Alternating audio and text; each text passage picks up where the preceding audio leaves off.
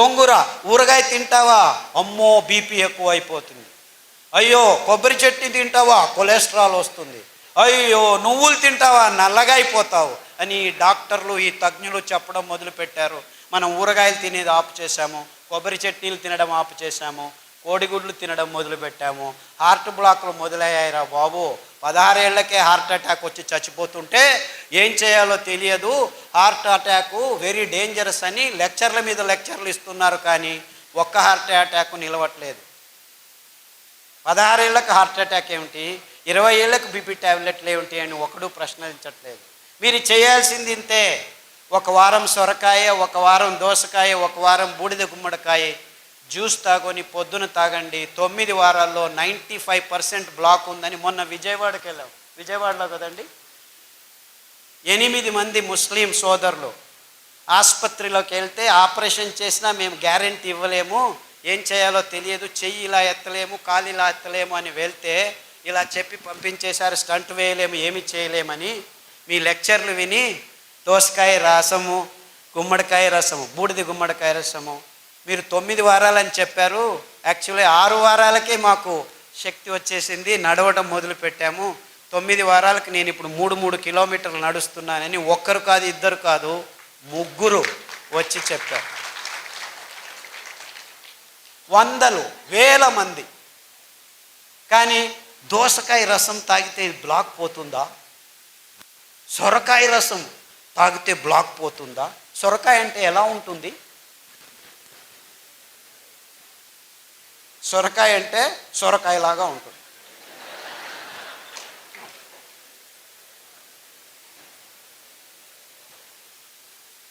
అంటే మన అద్భుతమైన పదార్థాలని మనం గుర్తించలేని నీచ స్థితికి దిగజారిపోయాం మనం. ఎంత వైవిధ్యమైన ప్రదేశం మనది. అది ఎన్ని కూరగాయలో, ఎన్ని ఆకుకూరలో, ఎన్ని ఫలాలో, ఎంత అమృత ఫలం. జాంపండు వస్తుంటే మేము దిగి జాంపండు అక్కడే తిని వచ్చేసాం. అమృత ఫలం, పేరే అమృతం, పరిపూర్ణ ఫలం. కానీ ఏమంటున్నారు, పాలు పరిపూర్ణ ఆహారం అంటున్నారు. పాలు మీకు పరిపూర్ణ విషం. ఇంత అద్భుతమైన పండును పెట్టుకొని కివీ ఫ్రూట్ తినండి, స్ట్రాబెర్రీ తినండి. అది స్ట్రాబెర్రీ ఎక్కడ పెరుగుతుందో తెలియదు. లేదు లేదు మేము పెద్దగా వేసి స్ట్రాబెర్రీని పెంచిస్తున్నాము, ఇజ్రాయేల్ నుంచి టెక్నాలజీ తెస్తున్నాము, ఆక్వాకల్చర్ చేస్తాము, ఇది చేస్తాము, అది చేస్తాము. అలా పెంచాల్సిన కర్మ మనకేమిట్రా? ఆ సీతాఫల పండు ఊరికి అదంతకదే పెరుగుతుంది, రాళ్ళ సందుల్లో పెరుగుతుంది. ఆ సీతాఫలం తింటే మీ వైట్ డిశ్చార్జు, గర్భకోశ సంచుల్లో ఉరిమూత్రం అంటే మంటమూత్రం, ఇవన్నీ ప్రాబ్లమ్స్ 6 రోజుల్లో మాయమైపోతుంది. ఆ కాల్షియం అని తలగొట్టుకుంటున్నారు కదా, 2 సీతాఫల పండ్లు తినండి, మీకు ఎంత కాల్షియం కావాలి 2 నెలలకు అంతా దొరికిపోతుంది. ఏ డాక్టర్ అయినా సీతాఫల పండు తిను అని చెప్తున్నాడా? నువ్వులు తినండి, 1 లడ్డు, 100 గ్రాముల లడ్డు 1 లీటర్ పాలల్లో ఉన్న కాల్షియం మీకు దొరికి టేస్ట్ చేస్తుంది. 1 లీటర్ పాలు తాగితే మీకు దొరికేది 180 మిల్లీగ్రాముల కాల్షియమే. ఉండేది 1 గ్రాము, అయితే దొరికేది అంతే. కానీ ఈ మాట ఎవరు చెప్పలేదు. ఎందుకంటే పాల ఇండస్ట్రీ పెరగాలి, ఆ కంపెనీలకు దుడ్డు కావాలి, స్టెరాయిడ్స్ కంపెనీలు బాగుపడాలి. మీరందరూ పాలు తాగి రోగాలు తెచ్చుకుంటుంటే మేము డబ్బులు చేసుకుంటుంటాం. ఎందుకు మన మీద రుద్దుతున్నారు? ఈ పెద్ద పెద్ద కంపెనీలు సూట్ కేసులు ఇస్తే రాజకీయ నాయకులు పాలసీలు చేసి పాలు తాగండి, గుడ్లు తినండి, ఇది చేయండి, అది చేయండి అని ఈ స్కీములు, స్కాములు. మనకు అవసరం లేనివన్నీ అవసరం ఉందని ఈ విజ్ఞానులు చెప్తున్నారు. మనం బసవన్నలాగా తలలు ఊచుకుంటూ వాళ్ళు చెప్పింది పెద్ద పెద్ద పొట్టలు, బ్లాకులు, ఇది అది దిక్కుతోచట్లేదు, అయోమయ స్థితి అంటున్నాం. మనం చేయాల్సింది ఇంతే. మన పూర్వీకులు తింటున్న పదార్థాలని మళ్ళా స్వచ్ఛంగా, ఏ రసాయనిక పదార్థాల గోజు లేకుండా మనం పెంచుకోవచ్చు. మనమే కాదు, మొత్తం ప్రపంచానికి అద్భుతమైన ఆరోగ్య రహదారిని నిర్మించి తినండ్రా మీరు ఆరోగ్యంగా ఉండర్రా అని ఊరిక ఫ్రీగా పారవేయచ్చు. ఎందుకంటే ఈ ధాన్యాలు ఎక్కడ పడితే అక్కడ బయలుసీమల్లో, బంజరు భూముల్లో ఎవరి అవసరము లేదు, 4 వానలు చాలు. మీరు ఆ బియ్యాన్ని పెంచాలంటే 8,000 లీటర్ల నీళ్లు కట్టాలి 1 కేజీ పెంచేదానికి. అందరూ ఈ కొర్రలు చాలా ఎక్కువ అని అంటున్నారు, కానీ ఆవిడ చెప్పినట్లు రైతులకు దొరికేది 10 రూపాయలే, ఈ మిడిల్ ఫీలర్స్ తీసుకుంటున్నది 100 రూపాయలు. సో ధర ఎక్కువ ఉండేది రైతు వల్ల కాదు, ఈ మిడిల్ మ్యాన్ వాణిజ్యీకరణం వల్ల. అందుకే వాళ్ళకి చిన్న చిన్న మిషన్లు, మిక్సీల్ని మేము ట్వీక్ చేసి, నేను ఇంట్లో యాక్చువల్లీ మా అక్కయ్య గారు బుచ్చి అని ఉంది, ఆవిడ నేను కలిసి ఆ పద్ధతిని కనిపెట్టాము. అందుకే దానికి బుచ్చి మెథడ్ అని పేరు పెట్టాము. ఇన్ఫ్యాక్ట్ ఆవిడ మనవరాలు అనంతపూర్లోనే చదువుతుంది, మాలా అని, ఇక్కడ వచ్చి ఉండాలి, వీళ్ళ కాలేజీలోనే చదువుతాం. ఆ మెథడ్ని పల్లెలకు అందచేస్తున్నాము. యాక్చువల్లీ ఇంకా ముందుకు ఏం ఆలోచిస్తున్నామంటే, ఆ మిక్సీకి ఇంకా కొన్ని రోజులు పోతే ఎలక్ట్రిసిటీ ఉండదు. Don't think you will have all these lights. ఇంకొక 4 సంవత్సరాలు మొత్తం అన్ని కంపెనీలు మూసుకొని పోతాయి, కోల్ లేదు, ఇంధనం అయిపోతుంది.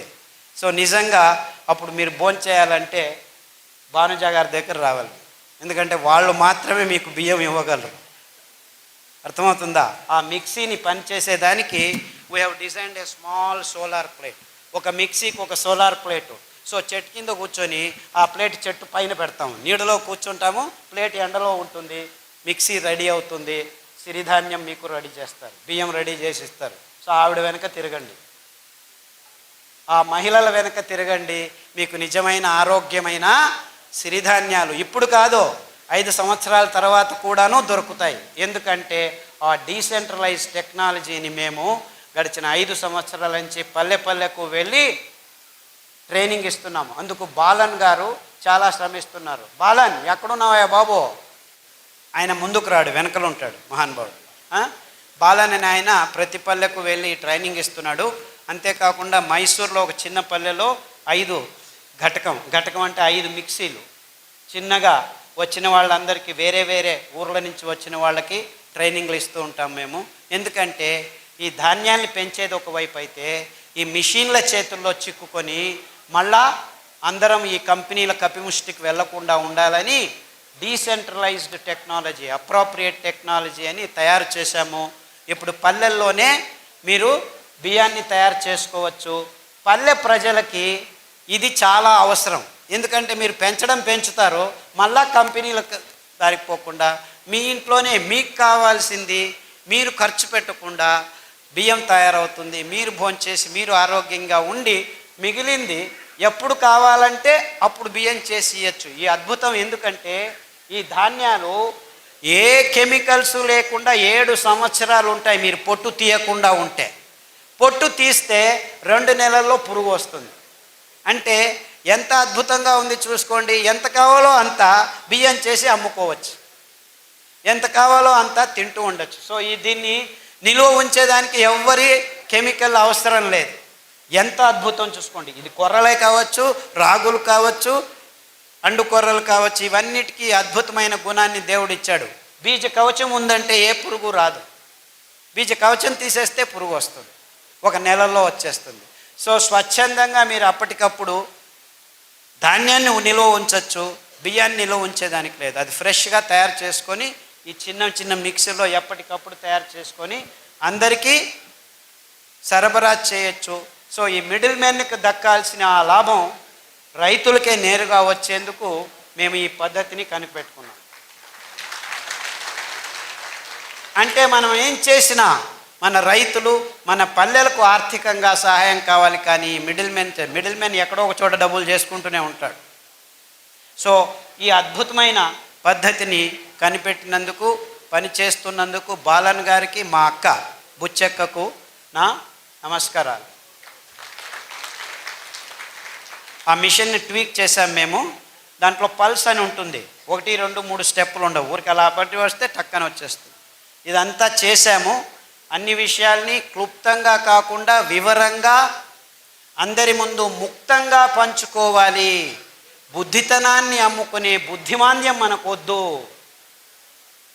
ఈ పాశ్చాత్యుల్ని మనం గమనించి మన బుద్ధితనాన్ని అమ్ముకుంటున్నాం, అది బుద్ధిమాంద్యం అని చెబుతూ ఇంతవరకు నా మాటల్ని శ్రద్ధగా వింటున్నారో విన్నారు. రేపటి నుంచి మళ్ళీ ఇది దాటిన తర్వాత కాఫీ తాగేది, టీ తాగేది, సిగరెట్ తాగేది తాగుతారని తెలుసు నాకు. నేనేం కలలు కనట్లేదు రేపే మారిపోతారని. It takes time, no problem. కానీ ఆ శపథం తీసుకోండి. మీరు ఆరోగ్యంగా బతికేదానికి ఇప్పుడు దారి ఉంది, ముందు దారి లేకుండా ఉన్నింది. ముందు కాలంలో తింటుండే వాళ్ళం కానీ తెలియదు.